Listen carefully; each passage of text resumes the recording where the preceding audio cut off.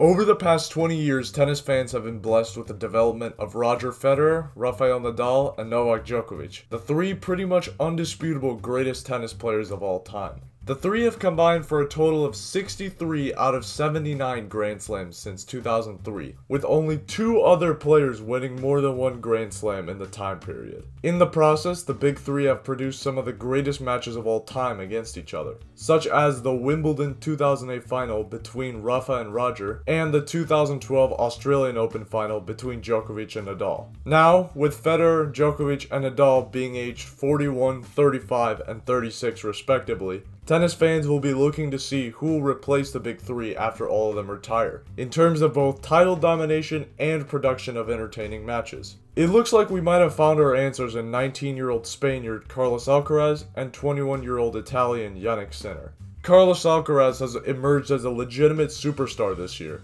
winning 2 Masters 1000 titles earlier in the year, including one in which he beat Nadal, Djokovic, and Zverev all in a row. He has reached the finals in 6 out of 10 two-set tournaments he's played in this year, and has made it to the Roland Garros quarterfinals and the Wimbledon round of 16. For a stretch in the spring, Alcaraz looked invincible, collecting 7 wins against top 10 ranked players in between March and June, but players have started to figure him out recently, as he sometimes can get caught in a stretch of unforced errors, and will often become impatient and rush to attack. In the Montreal Masters, he lost in the second round to Tommy Paul, despite having a 7-6, 4-1 lead, and having a match point in the second set tiebreaker. He still needs time to adjust to the big stage before he can establish himself as a worthy successor to the big three, but he has plenty of time to do so, and at this rate he could easily become the youngest world #1 ever, as long as he keeps improving. The player that likely could challenge Alcaraz consistently for his entire career would be Jannik Sinner. His playstyle is similar to Carlos Alcaraz's, heavy baseline hitting with excellent court coverage to turn defense into offense. His game is often compared to Novak Djokovic's or Roger Federer's. Sinner does not have a Masters 1000 title like Alcaraz, though he did make the 2021 Miami Finals. But he does have 6 titles overall to date, the biggest being Washington DC in 2021. He also made it to the Wimbledon quarterfinals this year, where he lost to Djokovic after taking a 2-set-to-love lead. Jannik does well in Masters tournaments pretty consistently, but only has 1 title this year, which is likely the reason he is ranked 9 spots below Alcaraz at the time of this recording. The two have played each other 3 times on the main tour so far, the first being the 2021 Paris Masters second round. Alcaraz took the match in 2 sets, providing several highlight reels along the way. At the handshake, Jannik told Alcaraz, "I hope we play some more." Their next meeting came in the 2022 Wimbledon round of 16. This was when Carlos Alcaraz was coming off his massive hot streak, when he made the semis or better in 5 of his last 7 tournaments. However, Sinner was the better player that day, winning in 4 sets and thoroughly outplaying Alcaraz in every set except the third. The Italian said after the match, "I think we showed why we are the future of tennis today. I hope me and Carlos will be playing in Grand Slam finals for sure.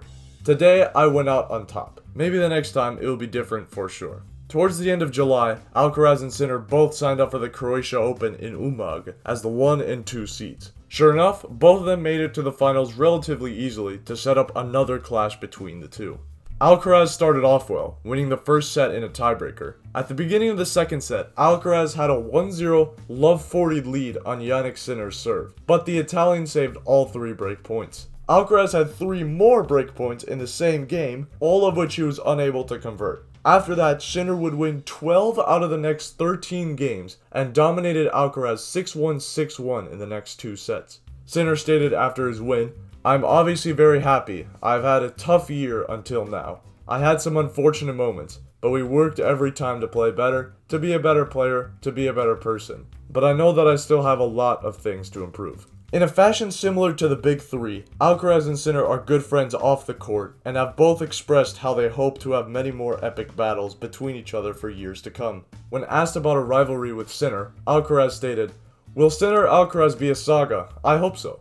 For sure we will have our battles ahead in big stadiums and we will fight to win big tournaments." Both players are very well respected by fans and former players for their exceptional talent, work ethic, mentality during matches, and their very likable and humble personalities. Neither one is too far away from making a deep run in a Grand Slam, and as long as they can adjust to the big stage, which they both pretty much already have, and continue to stay healthy and boast consistently great tournament results, the post-Big 3 era of tennis should be very entertaining.